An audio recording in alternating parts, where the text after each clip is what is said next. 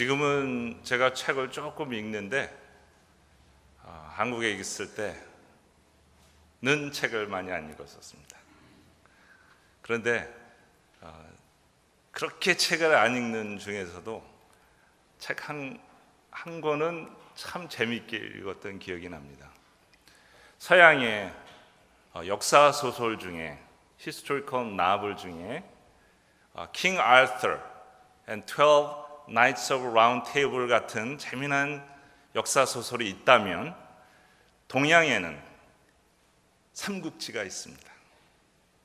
그런데 그 삼국지에 인상이 제가 아직도 재미있게 읽었던 생각이 나는 게 적토마에 대한 얘기입니다. 이 적토마라는 명마가 있었는데 불그스름하다, 붉다 그래서 적토마입니다. 근데 이 적토마가 하루에 1000리를 달릴 정도로 그렇게 스태미나가 좋았대요. 그리고 얼마나 충성스러운지 여러 영웅들을 거치고 맨 나중에 관운장이 타고 다녔는데 관운장이 주인이 죽고 나서 다른 주인한테 가지를 않고 굶어 죽었다 그럽니다. 관우가 주인이 죽었을 때. 그래서 그 적토마의 그 이야기가 참 재밌었던 걸로 기억합니다. 그런데 오늘 제가 여러분에게 만든 얘기지만 적토마의 2편을 소개해드리겠습니다. 이 적토마가 이 불그스름한 말인데 대부분 티벳에서 있는 그런 말들이랍니다. 그래서 어느 시골 티벳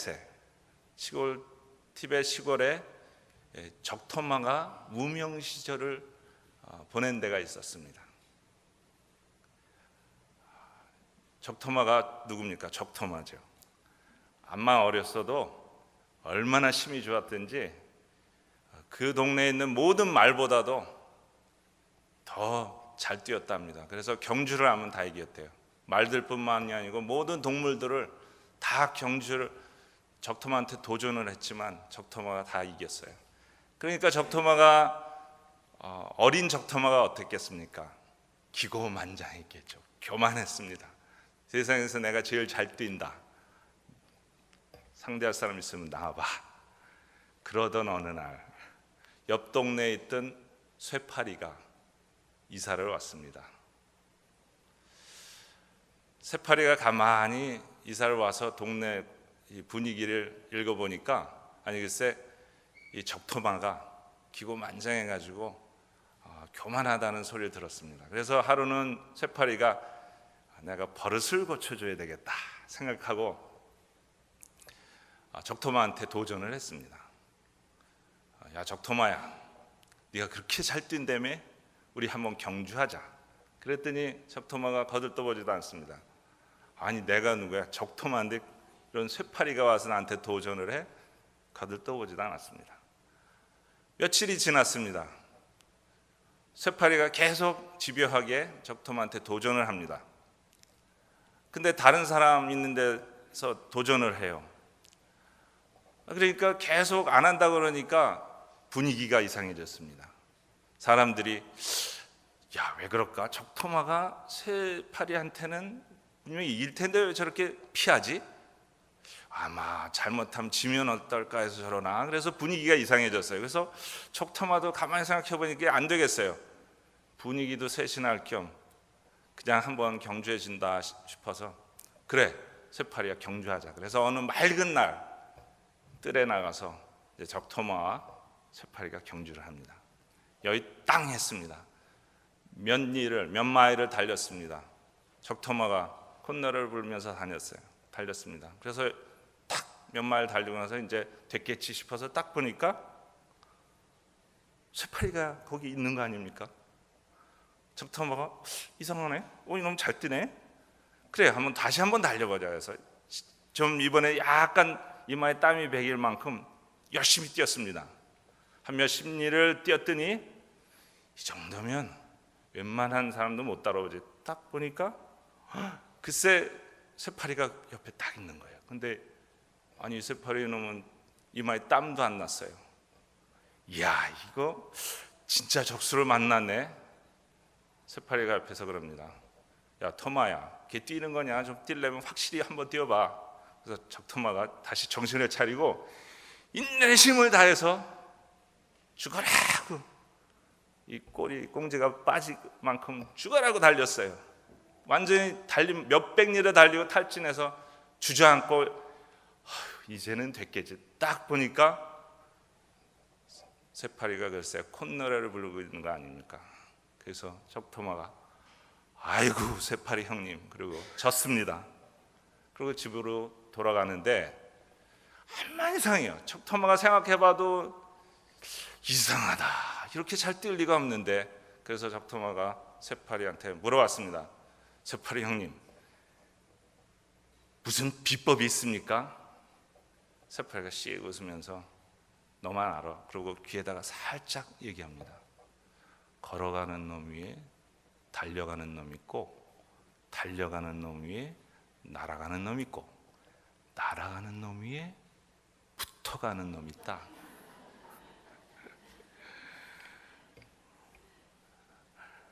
오늘 예수님께서 15장 1절 8절 중에 15장 1절 8절 본문 중에 4절에 제자들에게 이렇게 얘기합니다. 나에게 붙어 있으라. 예수님께서 나는 참 포도나무고 너희는 포도나무 가지이고 하나님 아버지는 포도 과수원을 경영하는 농작하는 농부시다 하시면서 이 포도나무 비유를 통해서 예수님의 제자들이 예수님께 붙어 있어야 한다 하는 말씀을 하셨습니다. 왜 붙어야 하겠습니까? 우리가 예수님께 왜 붙어 있어야 하겠습니까? 본문에 보면 첫째로 우리가 살기 위해서 붙어 있어야 된다고 이렇게 얘기합니다. 여러분과 제가 이렇게 버젓이 교회당에 지금은 나와 있지만 예수 믿기 전에 어땠습니까? 우리가 죽어 있었습니다. 하나님으로부터 멀리 떨어져 있었어요. 그죠? 근데 예수님이 십자가에서 우리를 위해서 죽으시고 우리가 그것을 믿고 그 공로를 의지해서 이렇게 버젓이 예배당에 나와서 예수님의 핏값으로 교회를 사시고 거기에 우리가 예배드리고 있습니다. 죽었던 사람이, 죽었던 내가, 죽었던 여러분이 지금 살게 되었어요. 붙어 있어야 이런 역사가 일어납니다. 구원을 받습니다. 또 왜 붙어 있어야 되냐면 시작을 했는데 이제 어린아이 신앙에서 이런 어른 신앙으로 신앙이 성장해야 될 거 아닙니까? 성장하려면 붙어 있어야 한다고 그렇게 성경은 말하고 있습니다. 사도행전에 바울은 물을 주고, 죄송합니다. 바울은 심고 아폴로는 물을 주고 하나님은요 성장시킨다, 이렇게 자라게 하신다, 이렇게 얘기하고 있어요. 어떤 때만 가능합니까? 우리가 예수님께 거할 때, 예수님께 붙어 있을 때, 참 포도나무에 붙어 있을 때만 우리가 신앙이 성장합니다.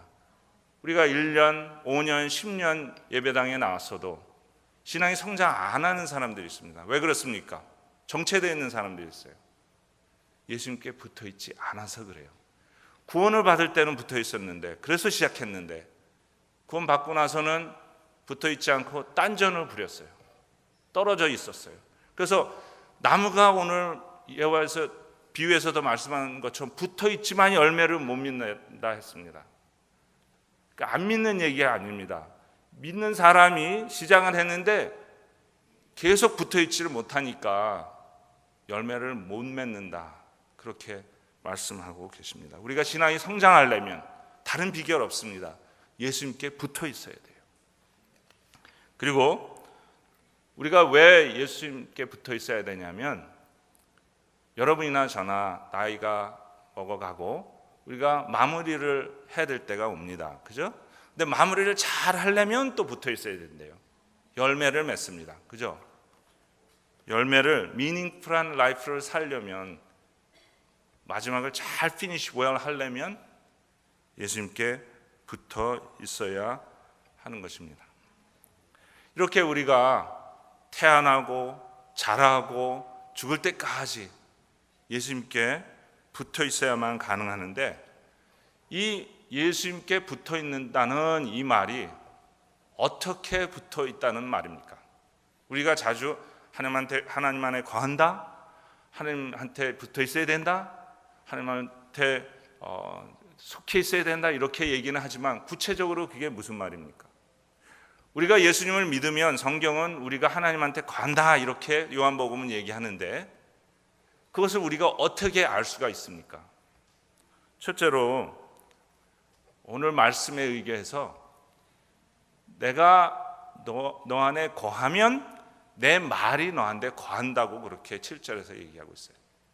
내가 거한다는 말은, 다시 말해서 지금 예수님께서 하나님 아버지 우편에 앉아 계시는데, 지금 우리와는 지금 성령으로 함께 하고 계시는데, 우리와 어떻게 같이 있느냐? 말씀이신 예수님이 말씀으로 우리와 같이 있다는 얘기예요. 백목사님, 나는 잘 그게 이해가 안 돼. 그 추상적인 거 아니야? 아닙니다. 몇 가지 말씀드리겠습니다. 우리가 어떻게 말씀이 우리와 함께 있는지, 거하는지를 말씀드리겠습니다. 첫 번째로, 여러분 하나님의 말씀이 들리십니까? 들리십니까? 당연하지? 아닙니다. 하나님의 말씀이 안 들리는 사람이 있어요. 믿고 싶은데 믿지 못하는 사람이 있답니다. 오늘 아침에도 잠깐 얘기를 했는데, 그분 참 진솔한 분이세요. 자주 들어야 됩니다. 믿고 싶어도 안 들릴 때가 있다는 겁니다. 여러분, 바로는 하나님의 말씀이 안 들렸어요. 그래서 심판을 받았습니다. 안 들어서 심판을 받는 것보다는 심판받은 사람의 증거가 안 들리는 거예요. 하나님의 말씀이 안 들린다, 이건 무서운 말입니다. 그래서 칼발트가 이렇게 얘기합니다. 이 성경 말씀이 예수님의 말씀이 있는데, 이 예수님이 성경에서 우리를 기다린대요. 말씀으로. 하나님의 사람들은 말씀이 들리는 사람들입니다. 근데 이 들린다는 얘기는 그냥 소리를 들었다는 얘기가 아니고 이해가 된다는 얘기예요. 그래서 그러셨구만. 그렇구나. 이 말씀이구만. 말씀의 은혜를 받는 거예요. 예수를 믿는다는 사람은, 다시 말해서 말씀이 들리는 사람입니다. 말씀을 사랑하는 사람만이 말씀을 생각할 수 있어요. 여러분, 연애해 보셨습니까? 아니면 짝사랑이라도 해보셨습니까? 저처럼. 사랑하면요, 보고 싶어요, 듣고 싶어요, 그리워요. 사랑 안 하면 3번 위에 올려놓습니다. 그리고 가끔 필요할 때마다 데코레이션을 가지고 다녀요. 그러나 사랑하면 보고 또 봐도 어제 본 얘기인데 똑같이 은혜를 받아요. 여러분, 벽두에 일요일 날마다 제 때는 황해라는 분이 나와서 했었어요. 근데 제가 한국 떠나고 난 후에는 다른 분이, 이주희 씨 같은 사람이 나와서 한다네요. 딱 나오면 멘트를 합니다. 일요일 날만 그게 되는 날이에요. 못생겨서 죄송합니다. 그러면 다 웃어요. 무슨 말 할지 다 알아요. 그런데 그 말 들으면 그냥 뒤집어진다는 거 아닙니까? 그 말이 듣고 싶어서 이주희 씨 그렇게 비싼 돈 주고 벽두에 그 얘기를 듣습니다. 저는 황해라는 분은 어떤 줄 아십니까? 그저 70년대 일요일 날만 되면 나와서 구슬프게 이 노래를 쫙 부른 다음에 북한에 두고 온 어머님 그립다고 어머니 그러면 또 박수가 막 쳐요. 그 말 듣고 싶어서 황해 그분을 초대합니다. 여러분, 예수님을 사랑하고 예수님의 말씀이 듣고 싶어져요. 근데 말씀이 지겨워 또 들어야 되나? 그러면 그 좀 이상한 겁니다. 말씀이 거할 때 말씀을 듣고 이해하고 사랑하게 됩니다. 그리고 또 우리가 말씀이 우리한테 거한다는 걸 어떻게 아냐면 이 사도행전 20장 32절에 바울이 에베소서 장로님들에게 고별사를 하시면서 이런 말을 합니다. 내가 여러분을 권면하고 가르치고 예수님을 소개했는데 수년 동안 이제 제가 떠납니다. 근데 제가 불안해요. 왜? 많은 사람들이 미혹할 수 있고 다른 복음을 전할 수 있으니까. 그렇지만 제가 담대하게 떠날 수 있는 것은 제가 여러분께 말씀드렸던 복음의 말씀, 예수님에 대한 말씀, 예수님의 말씀을 여러분께 드리고 그 말씀에 여러분을 맡기고 위탁하고 가기 때문이 그렇습니다 하면서 이 말씀이 여러분을 지킬 것입니다. 이 말씀을 소중하게 여기세요. 이렇게 고별사를 합니다. 여러분, 이 말씀에 우리를 위탁한다는 것, 의탁한다는 것 믿는 사람만이 할 수 있어요. 그죠? 마틴 루터가 죽는지 사는지 모를 종교 재판을 받을 때 그 유명한 한마디 말을 던집니다. 오프닝 라인에 Here I stand. 내가 여기 있습니다. 지금 하나님께 기도하는 중이에요. 하나님 아시죠? 제가 하나님 말씀 때문에 이 고생하고 있습니다. 내가 하나님께 말씀에 나를 맡깁니다. 나를 지켜주세요 하는 이 한마디 말씀이 이 마틴 루터를 꽉 잡고 있었어요. 마틴 루터는 말씀에 자기를 순종시켰어요. 그리고 그 순종하는 말씀이 자기를 지켜준다고 굳게 믿었어요. 하나님께서 말씀하시면 말씀을 여러분이 꽉 붙잡고 있으면 우리에게 엄습하는 두려움이나 외로울 때가 많아요. 외로움이나 또 의심도 가요. 그죠? 의심 나는 거죠. 또 불안과 초조해요. 그죠? 그리고 또 우리가 죄를 많이 짓습니다. 죄 가운데 우리가 불안해요. 말씀을 의지해서 이런 모든 어려움과 악에서 우리를 지켜달라고 우리가 간구할 수가 있습니다. 또 말씀이 우리한테 거하시면 우리가 말씀의 인도를 받게 돼요. 여러분, 예수님께서 뭐라 하셨습니까? 나는 길이요 진리요 생명이니 어떡하라고요? 나로 말미암지 않고는 하나님 아버지께 갈 자가 없다, 이렇게 얘기하셨어요. 말씀이 우리한테 거할 때 그 말씀이 우리를 하나님께로 인도합니다. 우리가 요단강 건너갈 때 주님의 말씀이 생각나야 합니다. 당연합니다. 요새 치매가 장난이 아닙니다. 그것뿐만 아니고 의심이 있잖아요. 그래서 어떤 원로 목사님이 목사들에게, 젊은 목사들에게, 저에게도 이런 말씀을 주셨는데 정말 맞는 말이에요.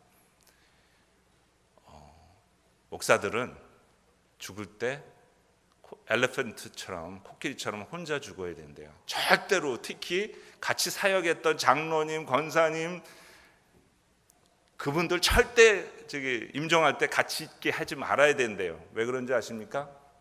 혹시라도 무슨 잘못 얘기하면 어떡합니까? 30-40년 동안 하나님 말씀을 전하고 권면했는데 죽을 때 아유 무서워, 난 안 돼, 나 안 갈래, 뭐 이러면 안 되지 않습니까? 치매 걸렸든 어떻게 됐든 간에. 그럴 때 저의 바람은 요한복음 14장 1절처럼 흥렬아 근심하지 말라. 너 나 믿지? 예수님을 믿어라. 이 말씀, 그 말씀이 들려야 될 거 아닙니까? 그죠? 아직 긴박한 상황에 뭐 사전을 찾아봅니까? 성경을 찾아봅니까? 그게 들려야 될 거 아닙니까? 그래야 목사답게 죽을 거 아닙니까? 근데 그러려면 평상시 잘해야 돼요. 여러분, 오늘 풋볼 볼 겁니다. 이 사람들이 언제 연습했습니까? 지금은 이제 경기하기 5분 전에 연습합니까? 경기하면서 연습합니까? 좋은 경험을 할 겁니다. 그러나 그들의 실력은 지금 잘하는 게 아닙니다. 생긴 게 아니에요. 언제요? 평상시 때. 평상시 때, 오래. 여러분 지금 이렇게 나와서 예배 드리는 거 이렇게 쉽게 보지 마십시오. 지금 이때 여러분의 신앙이 자라는 거예요.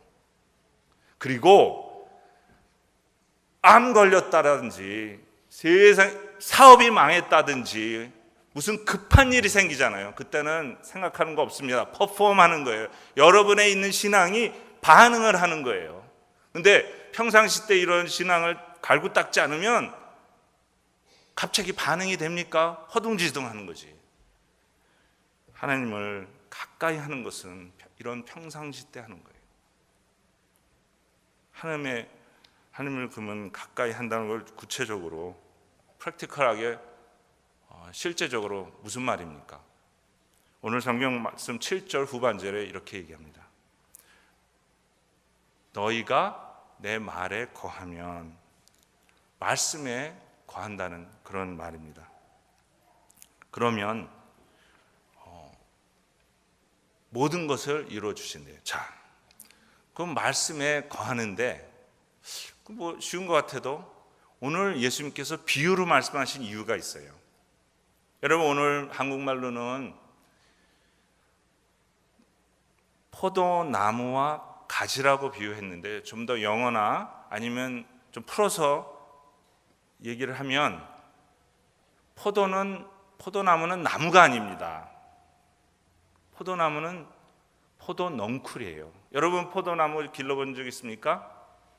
이렇게 나무 이렇게 가지 위에 이렇게 있고 주렁주렁 달려 있는 것 같죠? 포도는 그렇게 내추럴하게 그렇게 자라지 않습니다. 인위적으로 그렇게 맞는 거예요. 담장이나 이런 나무를 기둥을 세워놓고 그걸 따라서 넝쿨이 올라가는 거예요. 그러고 나서 이렇게 포도 열매들이 생긴 거예요. 다시 말해서 포도는 나무가 아니고 넝쿨입니다. So what? 넝쿨이 어쨌다는 겁니까? 자, 생각해 보세요. 넝쿨에는 가지가 없습니다. 넝쿨이에요. 처음부터 끝까지 넝쿨입니다. 그죠? 자, 예수님께서 뿌리가 있는 그 넝쿨이래요. 그리고 우리는 이게 가지가 어디서부터 시작되는지는 모르는 거기에 붙어 있는 이런 넝쿨 가지랍니다. 넝쿨이랍니다. 다시 말해서 무슨 비유입니까? 이 포도나무의 비유를 왜 그렇게 심오하냐면 요한복음은 큰 여러 가지 주제가 있지만 Union in Christ, 우리가 예수님과 딱 붙어 있는, 어느 정도로 붙어 있느냐 하면 분간이 안 된대요. 어느 정도로 우리가 포도나무 가지냐 하면 어디가 나무고 어디가 포도 가지인지가 넝쿨이 분간이 안 될 정도로 딱 붙어 있을 때 이런 일들이 일어난다는 것입니다. 그것을 사도 바울은 뭐라고 표현을 하냐면 갈라디아서 2장 20절에 이렇게 얘기합니다. 내가 그리스도와 십자가에 못 박혔나니, 그죠? 이제는 내가 사는 게 아니고 내 안에 하나님의 아들 예수, 나를 사랑하시고 죽기까지 나를 사랑하신 그분이 내 안에서 내 삶을 살아내기 때문에 내가 사는 건지 예수님이 사는 건지 분간을 못하겠다고 이렇게 갈라디아 사람들에게 고백을 하고 있어요. 이 정도로 예수님께서 붙어 있다는 얘기를 하는 거예요. 그럴 때 열매가 맺어집니다. 성령의 열매가 맺어져요. 예수님의 성품이 자연스럽게 우리의 성품처럼 밖으로 드러나요. 이것을 영광이라고 부릅니다. 안 보이는 하나님이 보여진다는 거예요. 그게 영광이거든요. glorify. 우리가 보이지 않는 하나님이 예수님의 성품을 우리가 삶으로 살아내므로 그게 만천하에 드러나는 것을 하나님께 영광을 드린다. 그리고 그럴 때 저 사람은 예수의 제자야. 제자가 되리라. 다른 사람이 우리를 제자로 알 것이다. 이렇게 말씀을 하고 있어요. 그걸 전도라고 합니다. 우리가 참포도나무이신 예수님께 딱 분간이 안 될 정도로 붙어 있으면 우리 안에 예수님의 성품이, 성령님의 그 열매가 맺혀집니다. 그리고 하나님께서 영광을 받으시고 우리가 제자로 다른 사람에게 드러날 것입니다. 여러분도 저도 예수님께 꼭 붙어 있기를 바랍니다. 그래야 우리가 성장을 하고 또 미닝풀한 그런 열매를 주렁주렁 맺을 수 있습니다. 기도하겠습니다.